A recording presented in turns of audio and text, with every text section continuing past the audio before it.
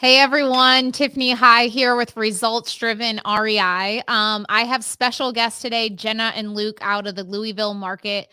They're in our small group 6-month program, and we're going to be talking about some of the wins that they've had since they've been in the group, where they've been, where they are now, and where they're going. And in the meantime, if you don't know who we are and you're watching this, me and my husband, Josh High, run Results Driven REI. We are a real estate education company for experienced investors who are looking to go from, say, 1 to 3 deals a month to 1 to 3 deals or more a week. Josh and I have done thousands of houses in the last 6 years. We do hundreds of flips and wholesales a year. We also run a rental portfolio. We do transactional funding and a bunch of other fun stuff. But today is not about us. It is about Jenna and Luke. So, Aiden, do you mind bringing up Jenna and Luke? What's going on, guys? What's up? Hey, everyone. Hey, all right. So, by the way, when people come on here, they don't brag about themselves enough. So we're going to be doing lots of bragging about you because you guys got double-digit contracts on the board last month, didn't you? Yeah. Yep. All right. Before we even jump into all that fun stuff, let's talk about like where you guys were at from a year ago and really what has transformed to where you're at today. Like, what are some of the things that we're implementing and how has being in our program also helped you along that journey? So where were you guys a year ago from today?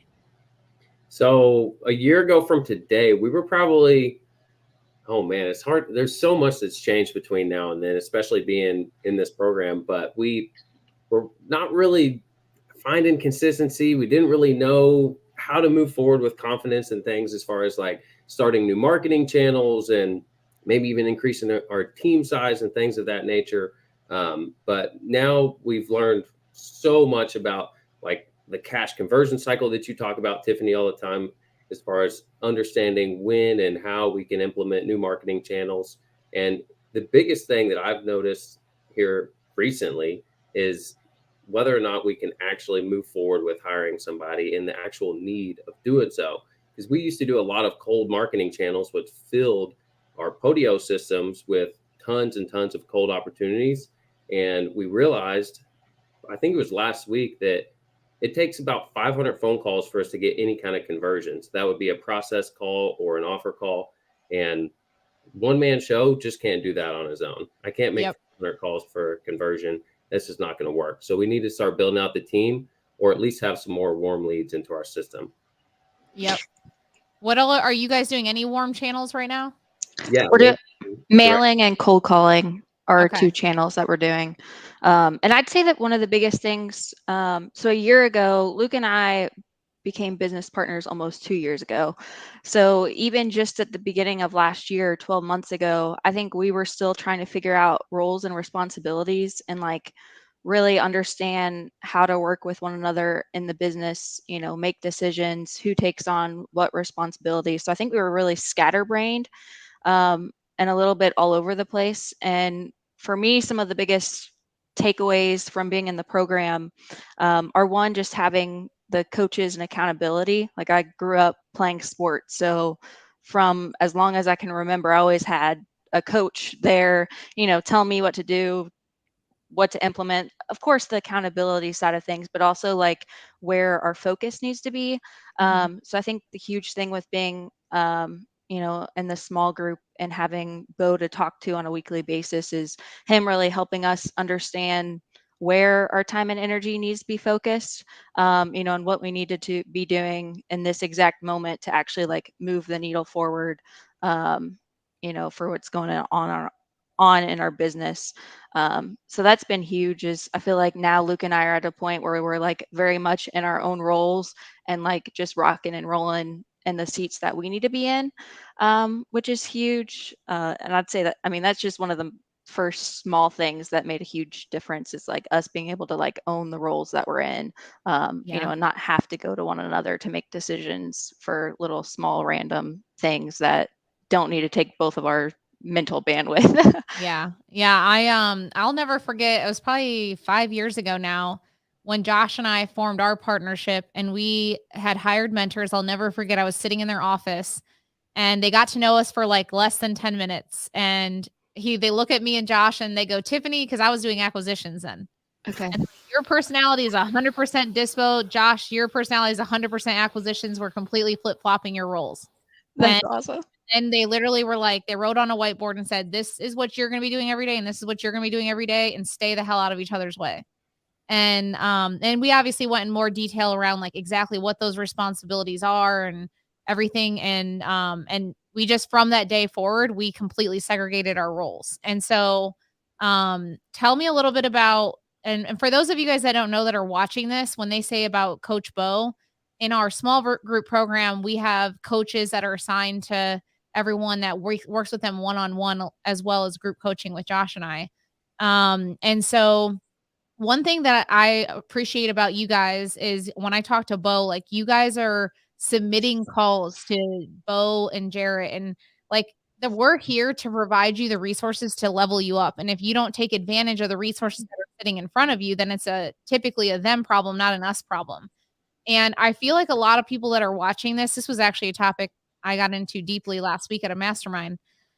People join programs or masterminds or all this, and then you get like, some people say, well, I don't know if I got much out of it. Look, if you have people that do deal flow and have coaches and all these resources sitting in front of you, it's on you to use the resources to level up. And I feel like Jenna and Luke have really used the resources that we're putting in front of them, and we're helping hold accountable to moving the needle forward. So in the last, say, like 3 months, I know that the market shifted a little bit for I shouldn't say a little, a lot for everyone in quarter four. I don't know about you guys. We've personally seen an uptick since January 1. Like January since then has really taken off for, I think, a lot of people. So tell me a little bit, have you guys started building the team? What are some things you're implementing right now? Like, how is the program helping you move the needle forward for the next few months?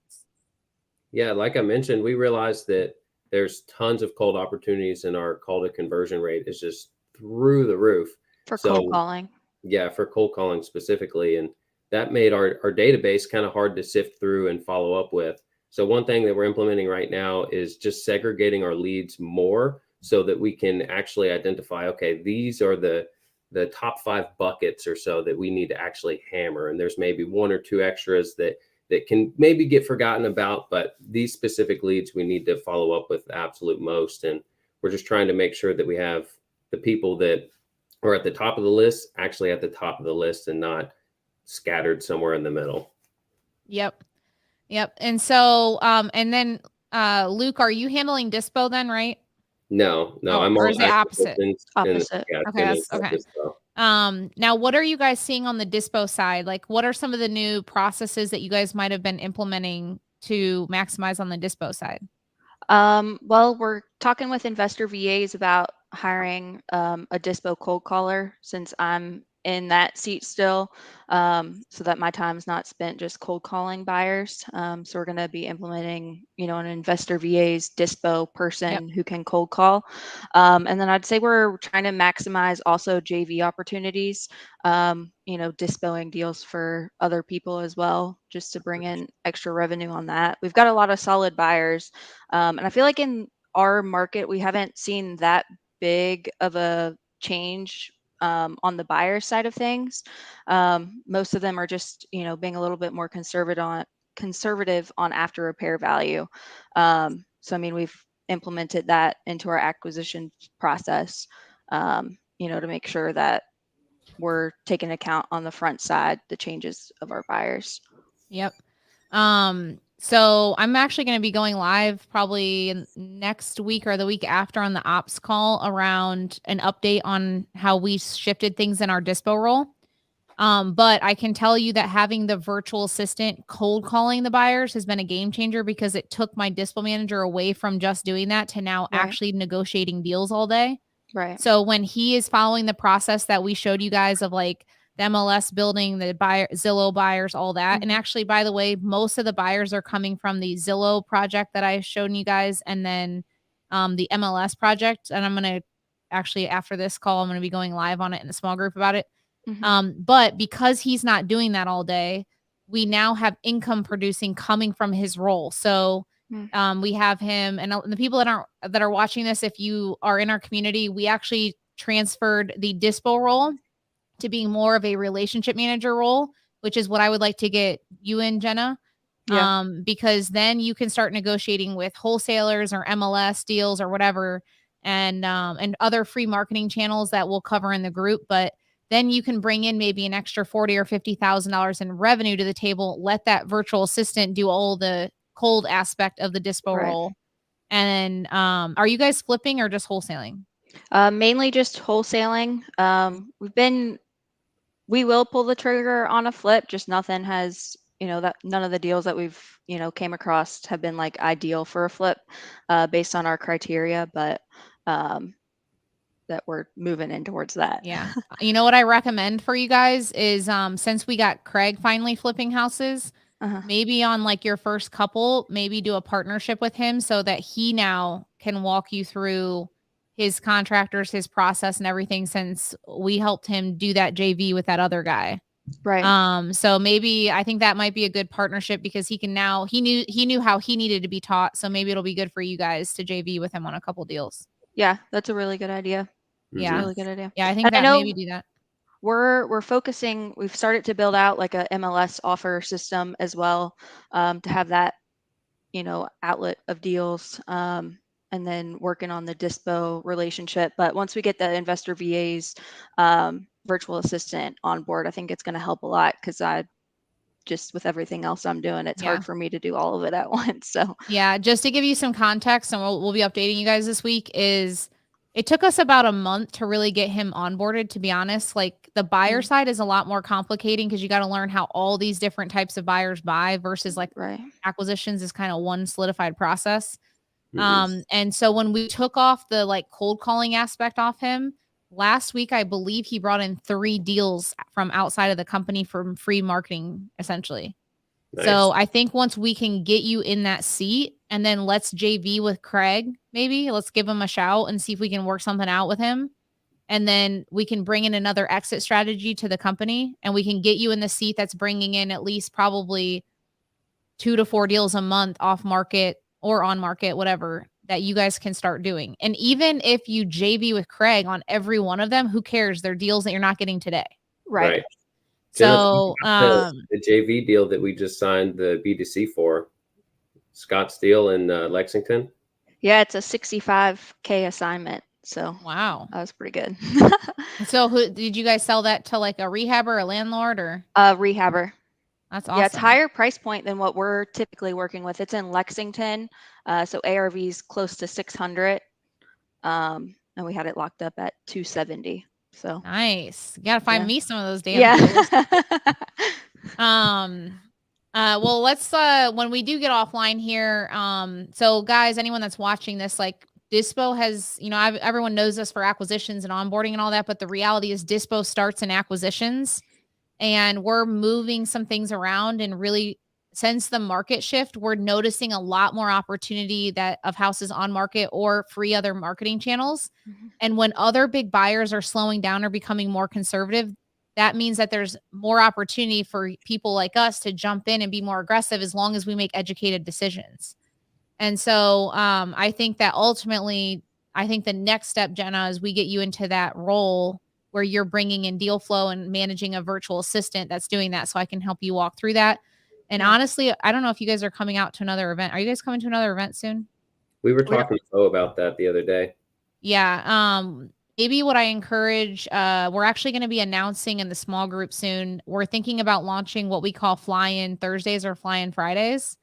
And it's just where anyone that's in the small group program can come in and just sit with my team, not just me and Josh, but shadow my team, so that you guys can physically watch some of these processes going live. Because it's one thing that we teach you and share a screen and all that, but to watch the team doing it live and be able to ask them questions, I feel like would add a lot of value for you guys. Definitely. And you guys are a short drive away. So if you guys want to pop up and spend a day, you're welcome to. And what you'll see, Jenna, is we have a laptop at our office that's on a remote desktop, and you'll watch my VA do all the work. That way you can just see how it's actually functioning during the day.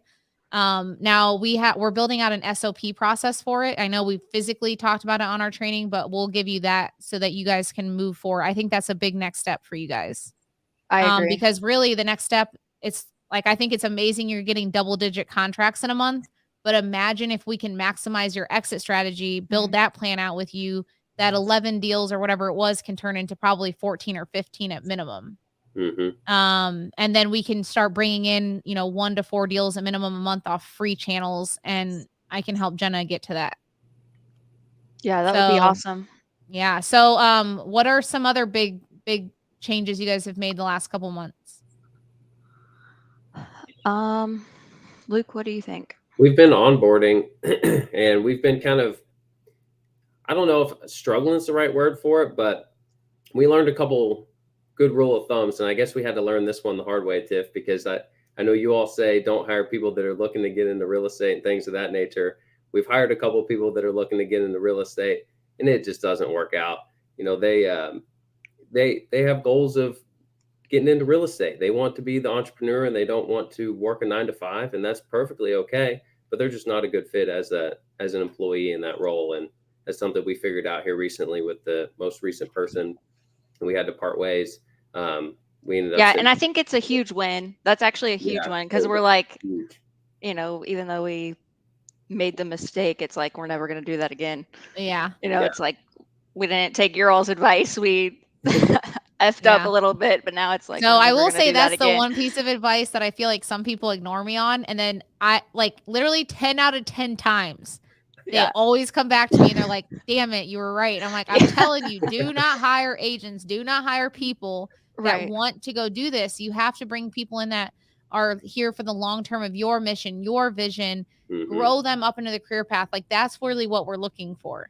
And and honestly, I have to admit, this week I'm in a similar predicament ourselves, where we interviewed someone, a good friend of ours, their son, and he's amazing, but he wants to be in real estate. So we're going to be making some decisions, because ultimately he was very transparent, which I can appreciate in the interview about, well, I'm just coming here because I, want to get into real estate myself and do this by myself. Right. And so we're, I feel like everyone watching this probably runs into this, like whether it's, a wholesaler that's failing right now that like maybe, oh, he's not doing it on his own, so I'll bring him in and, whatever. Don't do that, because then you teach them all these processes and they're out the door, and you just wasted all this energy and effort to do something that's not here long term. And it costs way more money to turn over and redo all this shit again. Right. And it's not even about the money. It's about like the draining energy that it takes out of us to keep onboarding. So yeah, anyone watching this, if you haven't heard this from me, I'm a big believer that you don't bring in anyone that's just trying to get into real estate themselves, because you'll waste all this time freaking onboarding them and then they're out the door. Yeah. And don't give yourself excuses that, they're saying they would be fine to be with a company for 3 to 5 years. Yeah. Won't Didn't happen. work out. Yeah. Yeah. But I will say, have you guys looked into the agent process that we just announced? Yeah, we've looked into it. We haven't implemented it yet, but you're talking about the in-house agent that's taking live listings. Yep. So we've been averaging, I'll ask Josh, but last week there was 11 listing appointments. Now this is the thing, the reason why I think it's important for you right now, because I just heard you say that you're getting a lot of colder leads. But what we transitioned when he started 3 or 4 weeks ago now is that every person that does want to sell is even close to Zillow. Like even if they're above Zillow, he said to transfer it. We're live transferring it in the office, and he's setting up an appointment immediately. He's gotten like 3 or 4, I think, listings now. So, and he's only been with us a few weeks. So what I regret not doing this sooner, because I knew in my gut that I needed to do this, but we had a bad experience with a couple agents that just didn't want to work. And I think in my head, I thought, oh, if I have to go through this again, like I just don't want to go through this. So I avoided it. And that's not the right thing to do. I regret it. I think this guy now is getting so many listing appointments that he's like, I'm going to have to grow a team. Like there's no way that I can do all of this. And I'm like, oh, wow. You mean I've been missing out on building a team for this long? And I think a lot of it has to do with when you do outbound, like cold calling, texting, RVM, a lot of those, like at the end of the day, they're great for listing appointments. And right now we're just throwing them out the door. So now if you think about it, like 2 or 3 of his listings are like over $300,000 or $400,000. So he's going to make 10 grand a pop on that, and we get commission. It's no different than stacking wholesale fees. Right. So I would just really encourage you guys to probably make that a priority coming up. And then I think it really opened my eyes too of like, you know, he doesn't work directly for us. We're just getting a commission on it. But like, if I'm seeing this many listing appointments, I might shift my mentality a little bit about bringing it in house at some point. But I think, you know, we found a really great guy, and I think that I would still probably at some point consider him in house to us. And I hope that he does build a team. I hope that we can fill a whole team of people. And I think that if you guys are getting colder leads, a really good listing agent will be able to take advantage of it. Right. Nice. So you all are pushing everything that people are asking around or above Zillow off to the listing agent. So you'll have to ask Josh exactly how they're identifying, like if they're motivated, they're moving it to Connor, one of my closers first, and then he pushes it to the agent. But when it's someone that's like not motivated, there's no really distress, they do want to sell, and it's even if they want above list, he's like, just pass it to me because I'll show up at their house and explain to why it's not going to sell for that. Yeah. So awesome. It's been working. I mean, the one thing he's not used to is he's used to a lot of inbound leads where like when he goes on an appointment, he used to have like an 86% close rate. But now I think obviously it's a little bit lower because he's taking cold call type leads, but he's still landing them. I mean, at the end of the day, even if he only got one listing a week, that's 30, 40 grand a month at least. Right. Now he's in your all's office, right? Yeah, that was a stipulation that I made that every agent that we were talking to before, but might I add you, I didn't do the job right and really do the due diligence on interviewing before. So like that's on us for making that perception per se, I should say. But this time we took multiple agents. We made them all interview, follow our process. Literally, we followed the 4-interview process, everything now, instead of just like treating it differently. And he was one of like 30 applicants we took in, and he's amazing. He's been an agent for 17 years. I will say that if you guys aren't agents, make sure you bring someone in with experience because you don't have the capacity to teach them how to be an agent then. Right.